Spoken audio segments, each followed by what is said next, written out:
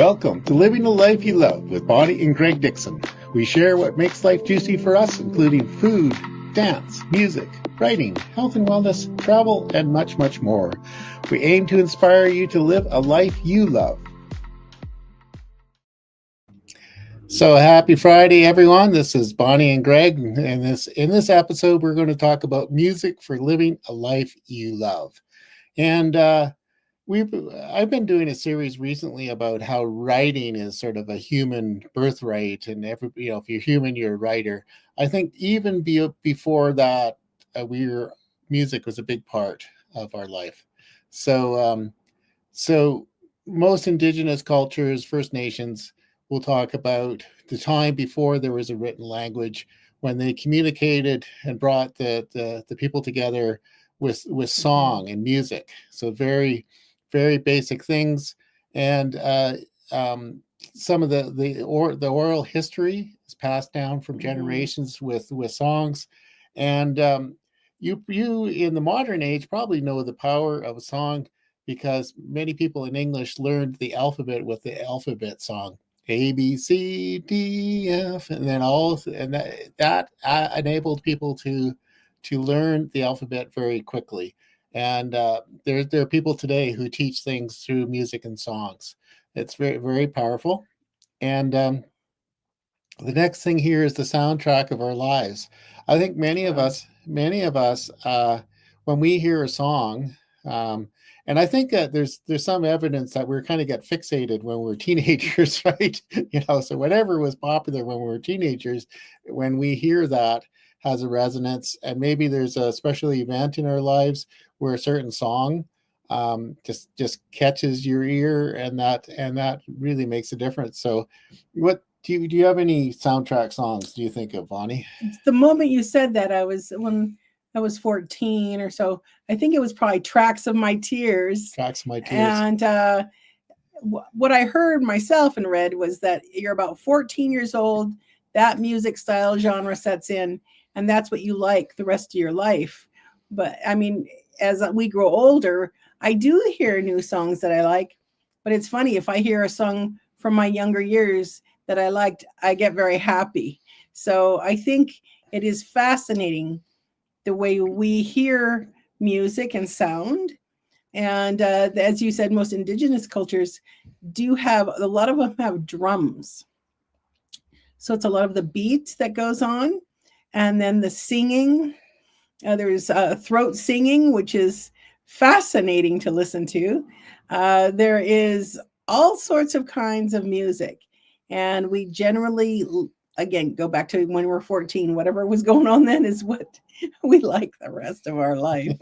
Yeah, speaking of that, actually, the band in I guess the 70s, Redbone, really combined that native thing with modern rock drumming and things. Is pretty amazing. So one of my things is like Katrina and the Waves with Walking on Sunshine. How can you hear that and not smile, really? But that's of a certain age. Sort of, there are a lot of people now have never even heard of that song because it's beyond their time, and they listen to things that we don't really know. So the next thing I want to talk about is music in movies. So I don't know if you've ever done this. If you're watching a movie, a lot of the mood, the tension, the excitement is held through the soundtrack, and doo doo doo doo. So the people who know Jaws, that's a kind of a meme. All they have to do is do that, and they know. And I can't do it, but the Twilight song or something like that. Or for me, it was Phantom of the Opera. And I listened to that over and over and over again, and felt like I was right there during the play. And then I did see it live, and then of course, the movie. But that soundtrack really caught my heart, and it's so distinct as well, with the particular voices that were in that particular movie. Yeah. And all sorts of things. I would say, you may not think of yourself as a classical music buff, but go watch Amadeus, and then you get a sense of Mozart. And you probably aren't aware of how much classical music is in your life. And I've been following a fellow named Rick Beato, who's a musician, and he's interviews people about music, sort of Michael McDonald or almost anybody. And it's amazing how many musicians were influenced by classical musicians, Mozart or um, Bach. So like some, I can't even remember who it was. I think it was the people from Yes. They would start every session by listening to some Bach or playing some Bach on the piano, and and a lot of that has sort of um, it's healing. Like some people say, there's some things that are in Bach and other music that just has a healing factor. So that's what I'm going to talk about next here. And I found on you may have come across these on YouTube. There are all sorts of video clips with meditations for chakras or things like that. And there's a whole sort of science between certain frequencies, God frequencies or healing frequencies that can help you heal yourself in your sleep. So I'm gonna play one of these things right now, and just in case you don't know what I'm talking about, here. Let's see. So here it says 111 hertz, remove all blockages, receive love, wealth, and blessings from the universe. There are just tons of these things.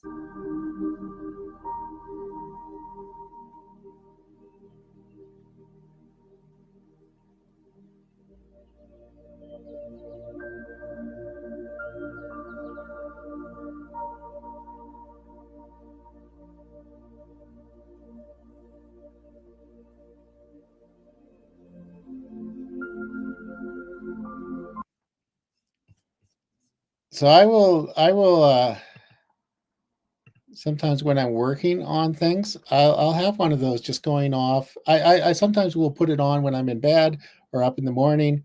It just, it sort of just helps me relax and helps me feel better. And sometimes when I'm working on the computer, I'll have that playing, and it just is like, I think there's something to it. I use John Two Hawks. Go to YouTube. He is a amazing Native American flautist from the States, and his songs are just amazing. Nakai is another one that's super famous. That's very soothing for me as well. And YouTube is just full of wonderful, calming music just like this. And poke around and try different genres. Sometimes I just listen to piano. Yeah. Sometimes I just listen to the violin. It depends on my mood, what I want to listen to. But again, the brain creates neurons. And when it hears music, it starts connecting those neurons and creating more. So it's good to listen to different types of music. I know some types of music jar me and I won't listen to it. But this type of music for me is very, very calming and soothing and calms the brain so you can actually think more clearly. Yeah. And we need a lot of that these days politically. So Bonnie and I have had, we met on Match.com, and it's interesting enough. And Bonnie grew up in Los Angeles in California. I grew up in Vancouver, mostly North Vancouver. And it turned out that we had a mutual connection in Mexico. It was kind of funny, and that was through music and unity. But so Bonnie and I had one date. We went walking, and then she invited me to at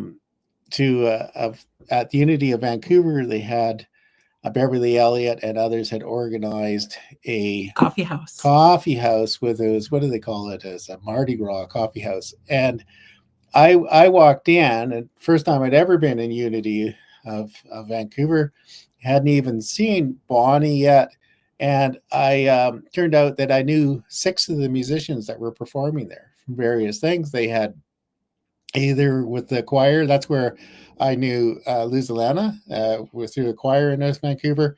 And some of the musicians had come and been performed with us or guests at it. And then others I've involved either, though I'm not a member of any church. I seem to spend a lot of time in churches and with various musical guests, and so I knew six of the people, Mhm. and yeah, so that was very interesting, um, and it's and even Bonnie met with Two Hawks there with it. What's his John first? Two Hawks. John Two Hawks. So Andrea Menard was a member, Mhm. was a regular performer at Unity of Vancouver, and anyway, we still do.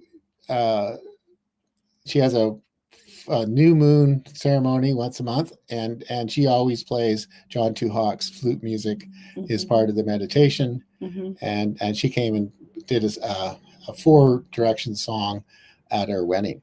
Yeah, she is an amazing singer as well. So when I think of music for Greg and I, we haven't been doing this much lately, but when we're on a road trip, we listen to music, and some of the music we listen to over and over again. And we've George mentioned Strait. we've mentioned Beverly Elliott, Andrew Yeah. Menard, John Two Hawks. And when you listen to something over and over again, I believe our brains again start to calm down and resonate, and we can think more clearly. And nowadays, though, cars don't have CDs, so we're gonna have to figure out how to move all those CDs onto. Well, actually, we have now with Apple Music and Amazon Music, we can play anything we want. Yeah, yeah. So check out your own musical connections. What do you like? Try new things, listen to new things, and be ready to be amazed. Yeah. So with Bonnie's her online dating profile Match.com, she said said dance with me, and she liked to dance and she liked to be touched. So yeah, I didn't know about that dance thing, but I've learned more about the dance thing. But so when Bonnie hears a song, she says, "Oh, that's a Texas two-step," or "This is a great West Coast swing tune." So maybe you want to say your connection with music and Yeah, dance. absolutely. When I was younger, took ballet with my sisters. Nothing fancy dancy because I was older when I started, but I relate to music with dance. If I hear a song, I go, "Oh, how could I dance to it?" So I was always more of a dancer than I was. I don't particularly play music. I plunked along with it, but I do. I'm a pretty good drummer, like a gourd or something. But so the types of music I've danced to are of all genres, actually. But one of the kinds of music that I've really come to love is Zydeco. You may have never heard of it. It's Zydeco. Check it out on YouTube. It's hysterically fun.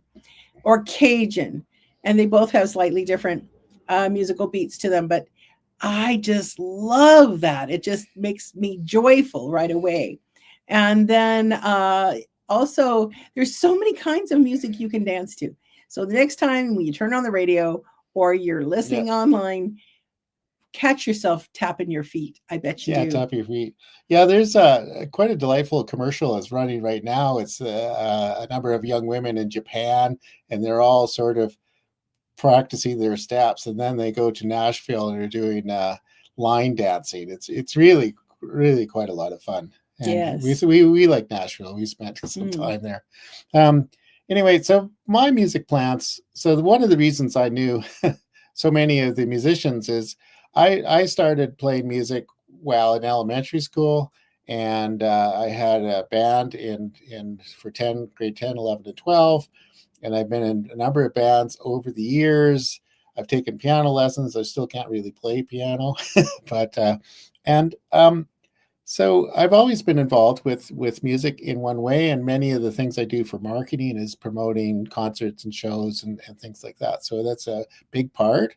Bonnie and I spent quite a few years in our RV traveling around, so there wasn't really much opportunity to play. But now I've got there's somebody who lives in Merritt here, and I brought my drums up from North Vancouver, so I can go over and play that. And she and I are getting out and playing for senior centers, and we're hoping to get out for open mics and other musical events.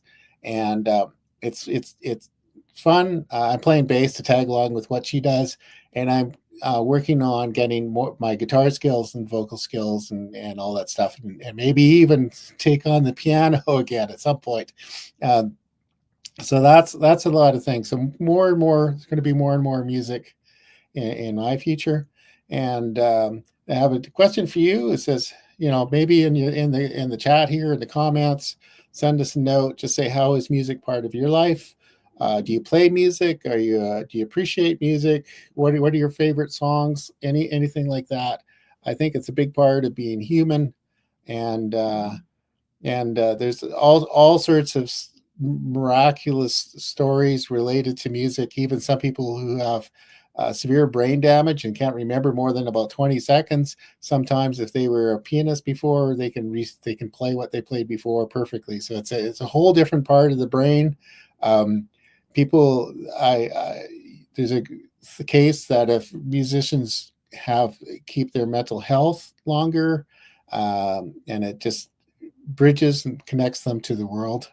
So it really is a miracle. It really is a miracle gift that mostly humans have. Very few other animals have the same connection, and it's just a gift. So any comments you want to make about what you love, your favorite songs, favorite bands? Some people like to argue, what's better, the Beatles or the Rolling Stones? I'd say both. So I've worked with a Beatle tribute band and I worked with a Rolling Stone tribute band, and I tried to get them to do a concert together, but never happened. Anyway, so just let us know and give us a thumbs up, thumbs down, whatever. Yep. Love to hear your thoughts on the clapping on what you love about music, because we all want to live a life we love. Yeah, living a life you love. And we've got a little blurb coming up, but happy Friday. Thank you for joining the show today. Before you go, Bonnie and I have a special invitation for you to live a life you love. Are you looking for better health and wellness for yourself and others? Are you looking for a new opportunity for success? We have been LifeWave brand ambassadors for many years. We've experienced amazing wellness results for ourselves and seen amazing results in others using the LifeWave products. LifeWave is a highly trusted company with top worldwide growth according to Home-Based Business. Perfect as a side gig or a main mission with many success stories. LifeWave can be a path to living a life you love. Learn more at healthywealthycamper.com/Bonnie or reach out to us. See you soon. Bonnie and Greg Dixon.